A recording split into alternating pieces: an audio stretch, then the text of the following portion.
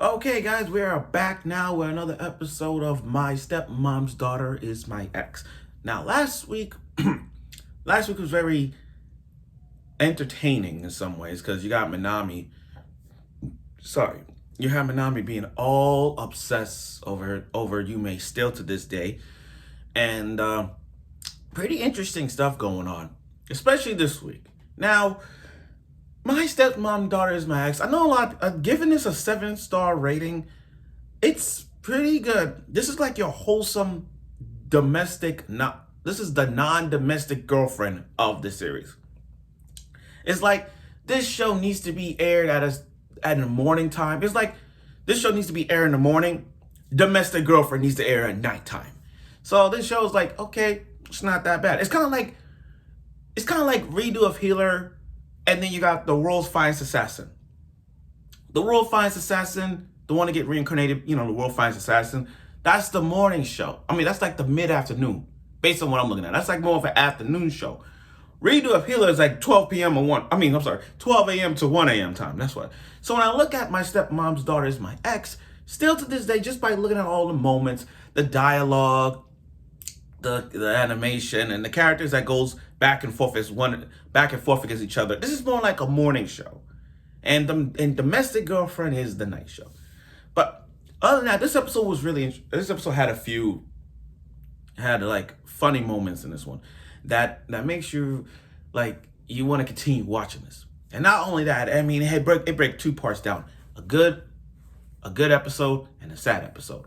So without further ado, let's get right to it with episode 5 of My Stepmom's Daughter is My Ex. Okay, now it's Mother's Day. It's Mother's Day in that episode, and now they have to find a perfect gift for their mom/stepmom. And I said mom/stepmom because of Mizuto, but I'm gonna get to that. Anyway, so they're looking for a perfect gift, and Yume don't want to go. She's like, you gotta come with me. No, come with me. And she had to dress all good, all girly, just to get him blushing, him to call little brother and go. Now, before I move on, there's a little hint that happened in the beginning. I'm not sure y'all get that. I'm not sure y'all even see that. Remember that? So there's an anime that came out already. Well, not recently, but it's like that. I forgot it was this year or last year. It was The Detective Is Already Dead. And I'm pretty sure everybody has watched it. This just by him reading that little Easter egg right there, just by him reading that, it's gonna be a season 2. It's gonna be a season 2. Come on, I mean, stuff like that happens. Like, suppose you see an episode where a person reading My Dress Up Darling. You know we're getting a season 2. And by the way, we're getting a season 2 of My Dress Up Darling. It's in the works. So praise God we're getting a season 2, and thank God Kitagawa's back. Now again, they did some. Again, the weirdest is coming in back. It's coming in again. They all like in the train, all crowded, getting closer. I'm like, the aquarium and now this. Y'all doing too much. So as they shop around looking for everything, just shopping, looking for their gift for their mother, they gave her some flowers, real nice ones. And she was all crying, and it was really nice. It was really nice. Now, this is where it kind of hit me just by watching this first half of it. That scene reminds me of Domestic Girlfriend. One of the scenes, and I'm gonna tell you why. If you watch Domestic Girlfriend, I believe it's episode 4. When Natsuo he marked down on his calendar that he has to see his mother every year. It's that once a year thing, He sees his mother and give him flowers. And they had a flashback, and it was really emotional. It was really thoughtful. It was really nice. So this episode, the first half of it, really got to it. I mean, he got a stepmom, but he didn't see his mom. So, and what's sad thing was he don't remember his mom. That's the sad thing. He don't remember his mom. He only ever see a photo of her. That's all he remembers. And it kind of hit me because, damn, that's real sad. That's really, really sad. I mean, I can't even like, it's so hurt. I'm not laughing hurt, but I'm just saying like, I hate stuff like that. Yeah, you gotta step my butt. Your real mom, dead and everything, and it's just he sits down with us a happy Mother's Day. It's so touching. It's so touching. And for Yume to be with him, to support him, not with his mother. Because how about this? He was Yumi's thing when they did it for his father, with her father.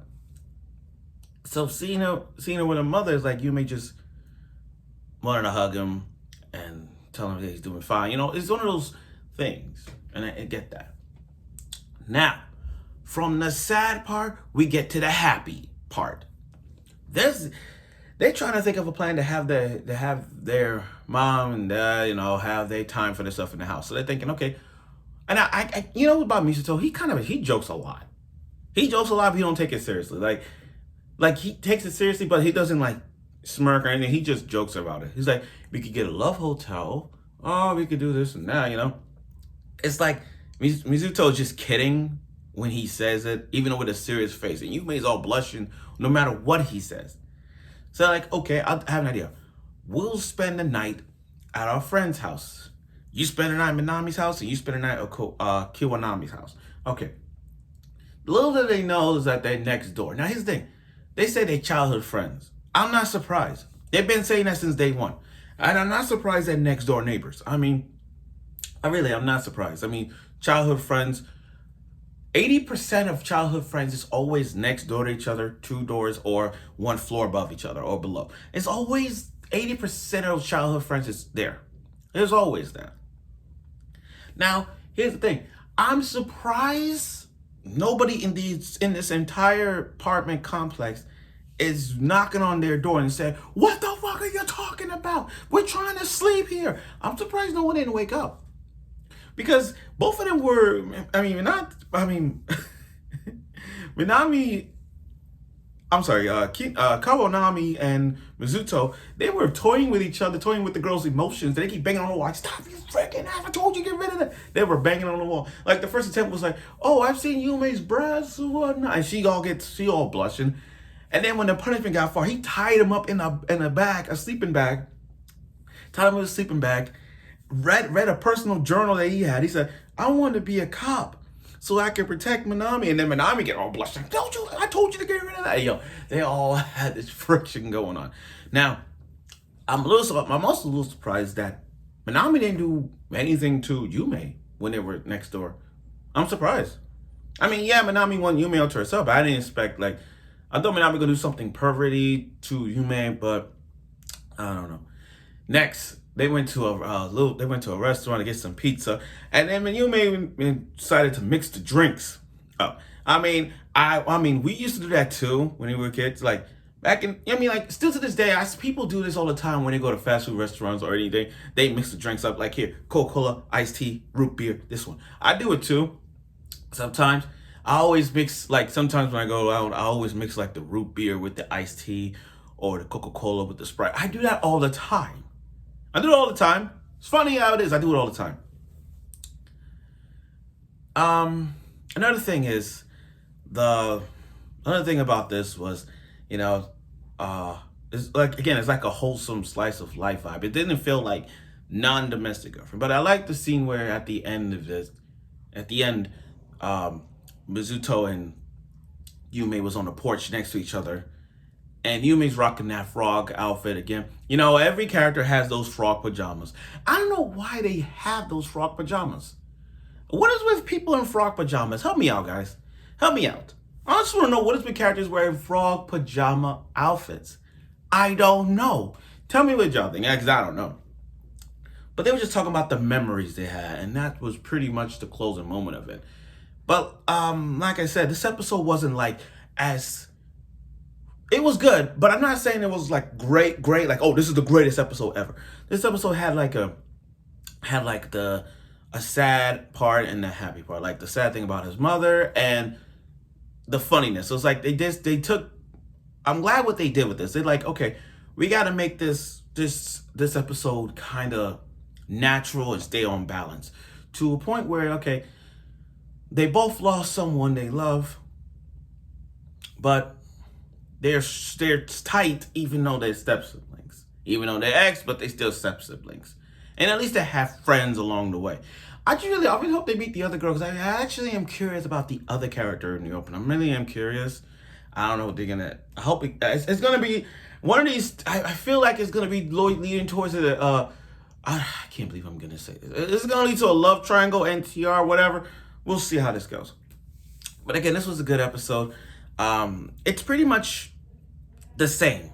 It's pretty much the same as the previous 4 episodes. I mean, if you think about it, they're all like, how about this? I'm sorry, a little stutter here. They're both all this. I mean, it's just the same thing. And like Yume and Mizuto together. I mean, like not together, more like arguing back and forth. The chemistry between Minami and Kawanami. I mean, it's all the same thing. It's not like nothing changes, but it is what it is. So I look forward for next week's episode of episode 6. And this week's episode 6 is going to be, we're halfway through the episodes. So I look forward for next week's episode, and I'm sure you will.